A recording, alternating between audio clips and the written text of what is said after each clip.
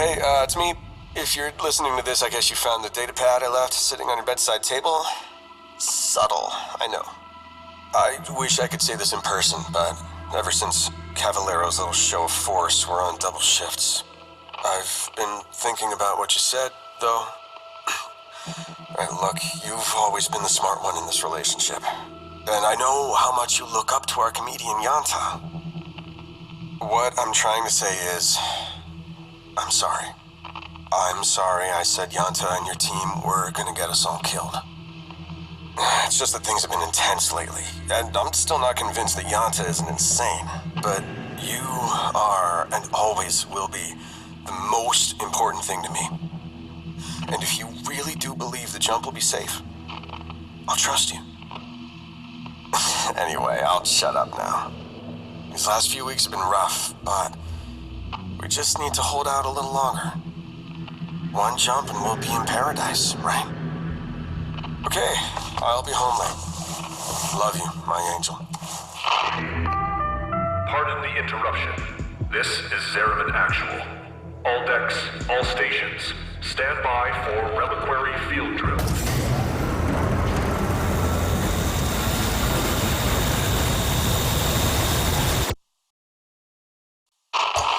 Angel, my star, I need you to open this door. I know you're listening to these messages. Please, I'm scared. Things are getting really bad out there. I went to look for supplies and, my God, the bodies. I think some of them were children. I should barricade this apartment. Look, you can't stay locked in there forever. I don't care about the jump. I don't care what went wrong. I just care about you. Just come out. Please. I begged for you to open this door. I reasoned. I cried. I screamed. But then tonight, I wake to the sound of you howling like some kind of animal. Find you in the hallway. Your hands choking the life out of that child. He was just a kid! You were so thin, like a corpse. And the way you looked at me as I shouted, it was like you didn't know who I was. All I wanted was for you to open that damn door. And now I have to carry the guilt of knowing you're dead because of me. Because the moment you turned to the sound of my voice was all that child needed to prove. The void doesn't just take, it also gives. How many more days can I go on? Choking down these rancid scraps, hiding from the sounds of their laughter. I see my reflection in this splinter of broken glass, and I'm going to die here, Angel. And still you stare at me with those sad, unblinking eyes. Shimmering like dew on the academy lawn, where I'd wait for you. And so I wait, and I wait, and I wait! And for what? For the emptiness that seeps into these walls to worm its way inside me, too. Already it envelops me. A warm breath in my ear. A half-whispered lullaby that turns into a chorus as the corpses that litter every filthy corner of this forsaken ship raise their voice in song.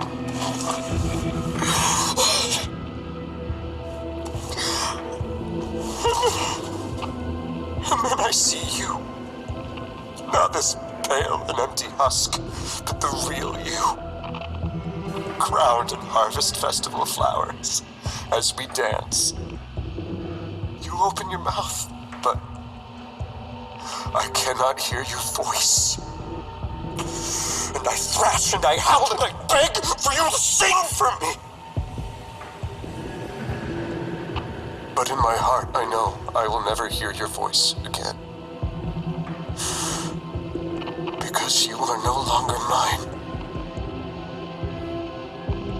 Goodbye, my angel.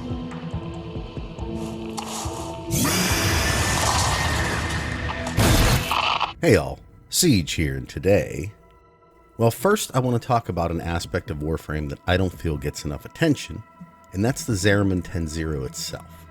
And then I'm going to go into what I think is one of the darkest theories I've ever put forth on the channel. First, regarding the Zariman, this is by far the most disturbing area in the game. And I don't know if one can grasp how unsettling this place really is unless they've taken the time to explore, preferably without a squad pushing you to complete the mission. What we're told about this place, and there are a few different narratives going on, is definitely distressing in its own right. The idea surrounding the Void Angels we see and fight being former crew that succumbed to a corrupting song permeating throughout the vessel, to the Holdfasts and what they represent, which we'll get into a bit later. But I feel like the most intriguing story here is being shown within the visual world building we are being given throughout the ship itself. Maybe even more so than the standalone narratives that have been presented up to this point. I've often heard players talk about how they want another quest like the Chains of Harrow, and in my opinion, this place and the sheer implications it seems to pose are much more terrifying, especially to those with a vivid imagination. The major difference between these two facets of the overarching story, in the case of the Zariman itself and what happened here, are never actually told to you at any point, offering just enough evidence and breadcrumbs of dialogue for those intrigued to dig deeper. And if you do, I promise you'll never do another mission on this ship without being a little creeped out, not only thinking about what actually happened here, but what might still be going on. Now, as far as what we've been told of what the Zariman was supposed to be, a ship originally earmarked as the future of the Orokin, to be sent to the Tau system for colonization, which is likely a real-world reference to Tau Ceti, a system roughly 12 light-years away that has a sun very similar to our own, and is thought to have the potential for conditions allowing for life to manifest. The likely reason the sentients were specifically sent there first, terraforming whatever planets they found within to harbor more habitable conditions for the Orokin, or in this case specifically for the Zariman 10-0 residents. Looking upon it now though, it's figuratively and literally a husk of what it was meant for, and its inhabitants have long forgotten any of the goodwill that once lined these halls.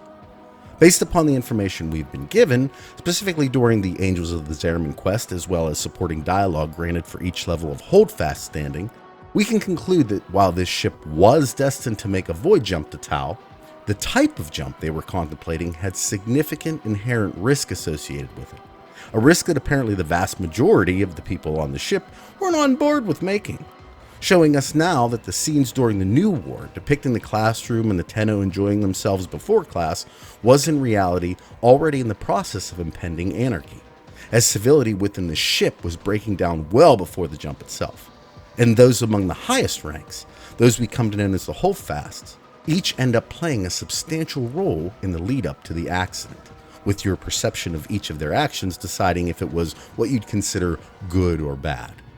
It's interesting that the risk of the void jump was apparently well known, and it begs to question why only before the jump were the occupants worried. They all knew a big jump was coming. Not a safe, controlled sequence of bursts, but a single, mad leap. So the people found 1,000 ways to say no. And I denounced them as filthy traitors. You had no choice. Eternalism dictates that we always have choices. They believed me, and now they're dead. Were they not told of how they were going to get the Tau? Or were they lied to about the method itself?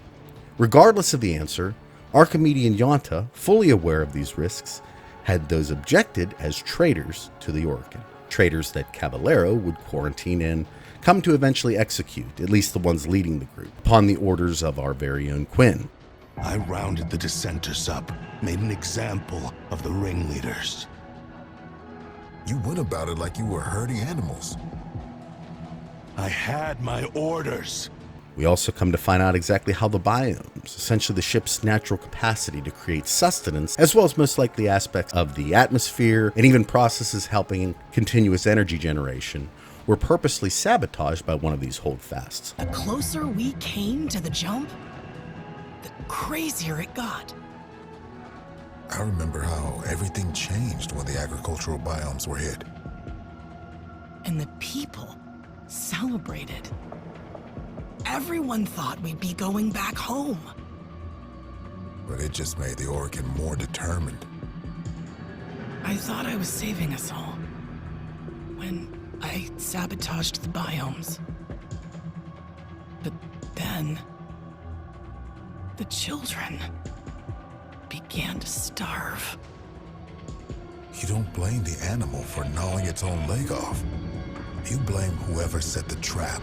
And while this was done to try to keep them from leaving, at the same time, it left the ship in no condition for any type of trip. And I think here it's important to note that in this scene, we also get a peek behind the curtain regarding the Orokin's actual intentions for the ship, as this sabotage doesn't seem to sway their desire to send these colonists to Tau, with recordings specifically from Executor Tuval. How dare you fear? What do you imagine you have to lose? You citizens are born to die. Such is your lot.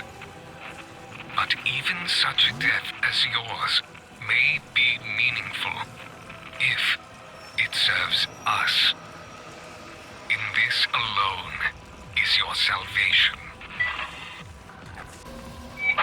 We stretched forth our great hands, shaped to match our generosity, and we gave such abundance.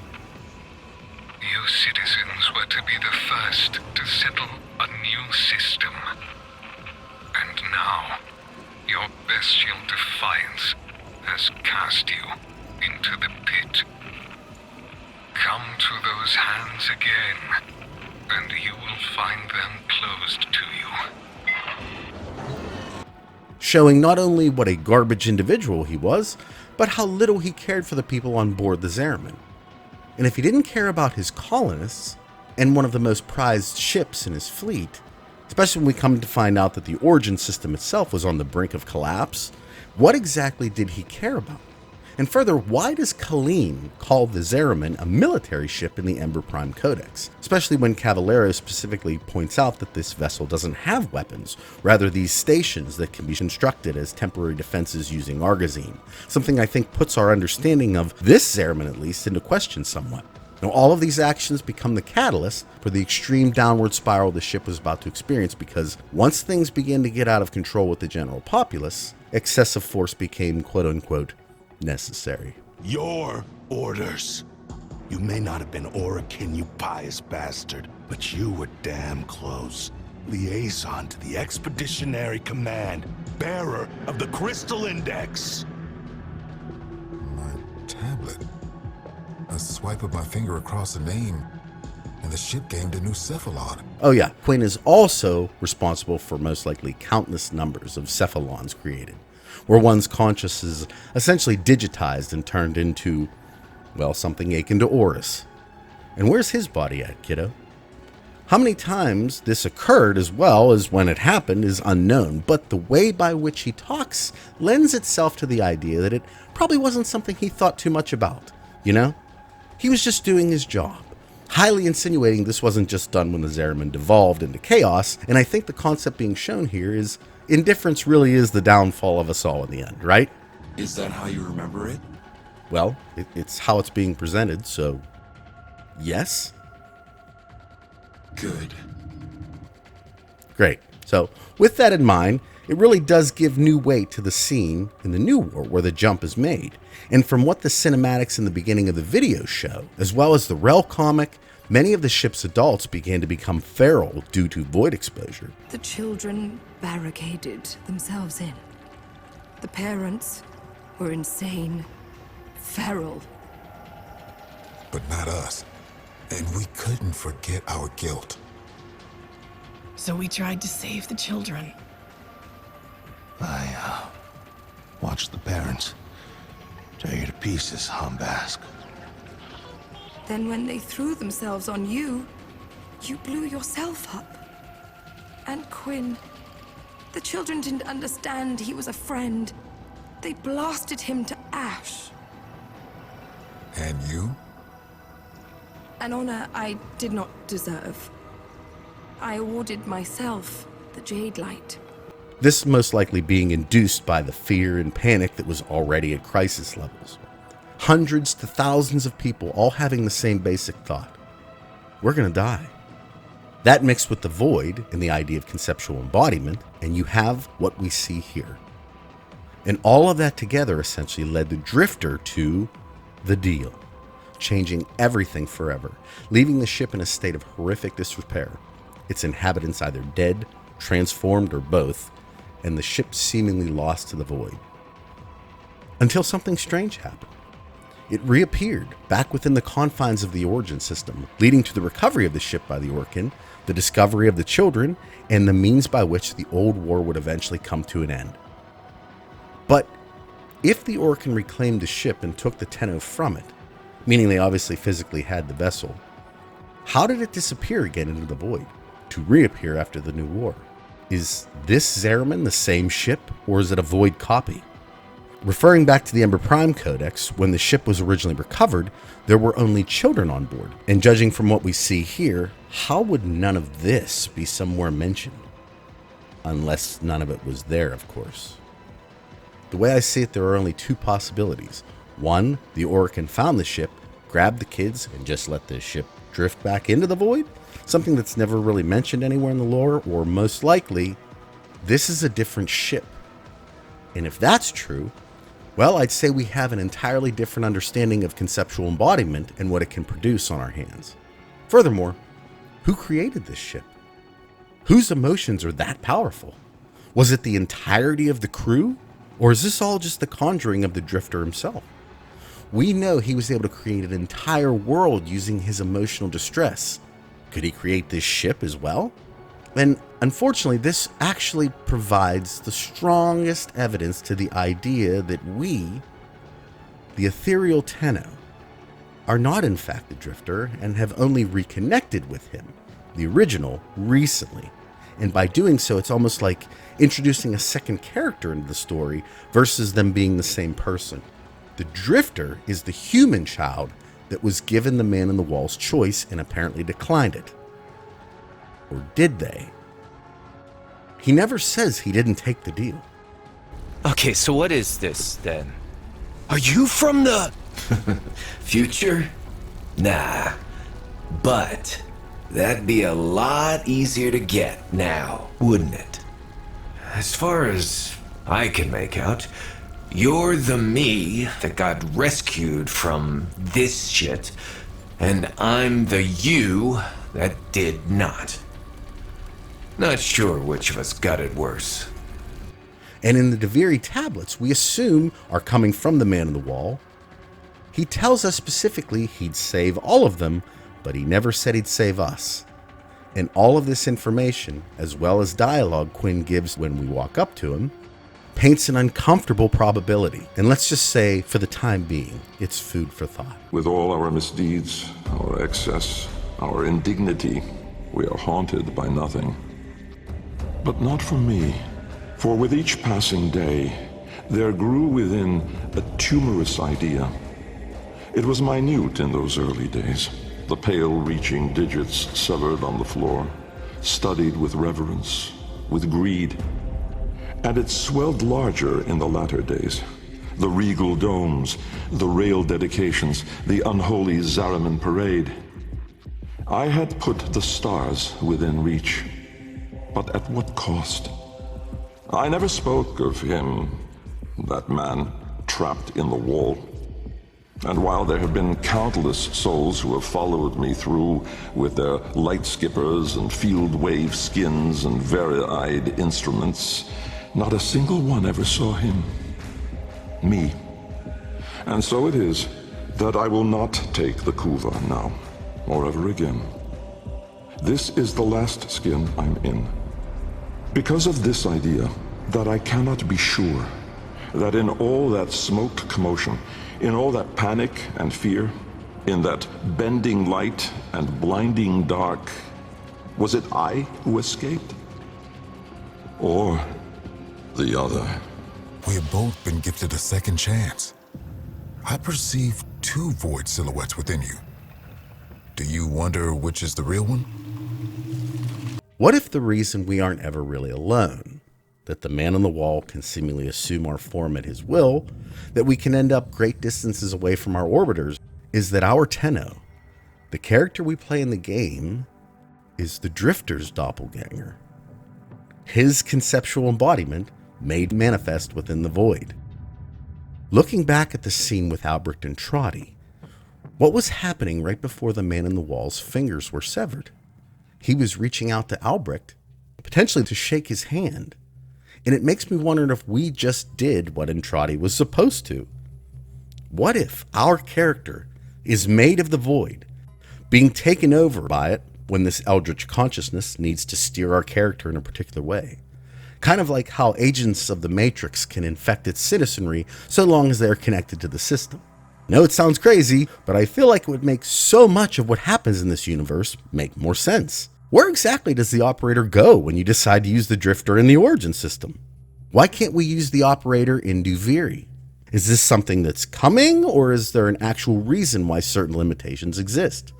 And I know it's weird to consider, but let's look at it from a different perspective, that of the Drifters. Now, it's tough to say if this is still considered canon, but the original trailer for the Duviri Paradox was different from what we actually got in game, in that instead of Warframes coming to Duviri to aid the character we would know as the Drifter, it was the Tenno, a childlike copy of himself that would be eerily similar to the stories we get, specifically in the Tales of Academe, where the adults started witnessing childlike copies of themselves in Duviri.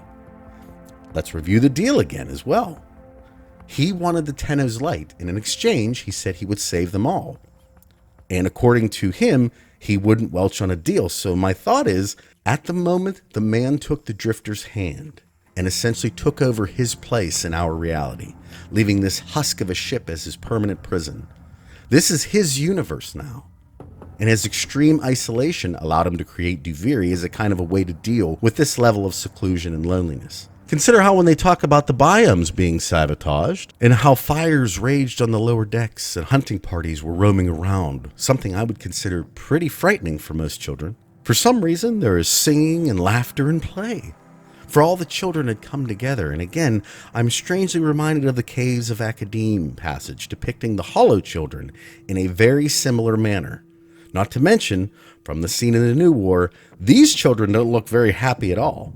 And if they were killing their own parents, as we are led to believe from the Queen in the New War, why would they be singing and playing? That handshake might have a lot more significance than I originally gave it credit for. And you might be asking, how did we become the heroes of the story? Well, first, good and bad is always a matter of perspective. And as I've said in previous videos, all we've done was ended the reign of the Orkin, quelled the threat of the sentience, and basically kept the Grineer and Corpus from taking over the Origin system. But who benefits from it? As far as we know, really only us and the Lotus. We still seem to be taking orders from her or whoever, so it's more of a situation where we help individuals from different factions for a price, right? Now, where have I heard that before? Time's up, kiddo. I can save them. All of them. But you have to want it. Let's say we shake on it. And unfortunately, the walls of this ship seem to tell the most disturbing parts of this story. There's graffiti all over the place, some depicting symbols and what looks to be maybe events, such as the one looking like a hand coming through the void with some kind of crescent shape on the other side, potentially the moon given its significance with the Tenno and the Lotus, while others look more on the side of horrifying, those depicting dark creatures like the form Rel took during the Chains of Harrow, or even Liminus found in Duviri. And that brings us back to the ancient beast DE has been alluding to recently. If you look around the ship, you can see multiple depictions of the visage we were given at the end of the New War, the Vitruvian wall of bone with the smiling face. But I'm still curious as to what the Lotus saw.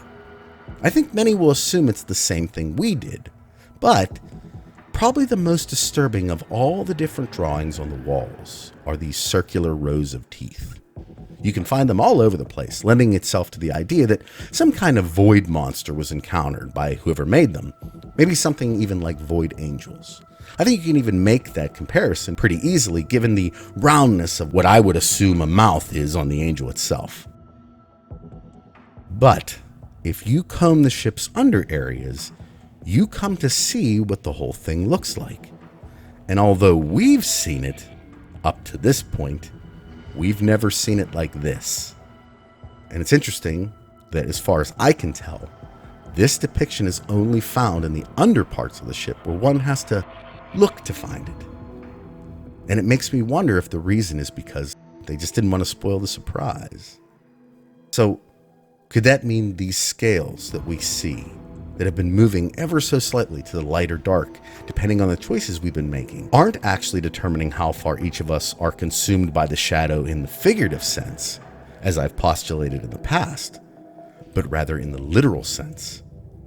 If maybe we can choose who the man or the woman in the mirror gets to be, rather than just having everything predetermined. Only time will tell. But with that being said, I hope you enjoyed the video today and it got you to consider a jaunt into the depths of the Zariman.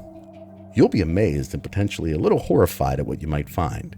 But let me know in the comments if you come across anything interesting, okay? I'm always looking for another mystery. At any rate, I hope you all have a wonderful day today, a wonderful rest of your week, and I'll talk at you all in the next one. Take care, everybody. Bye.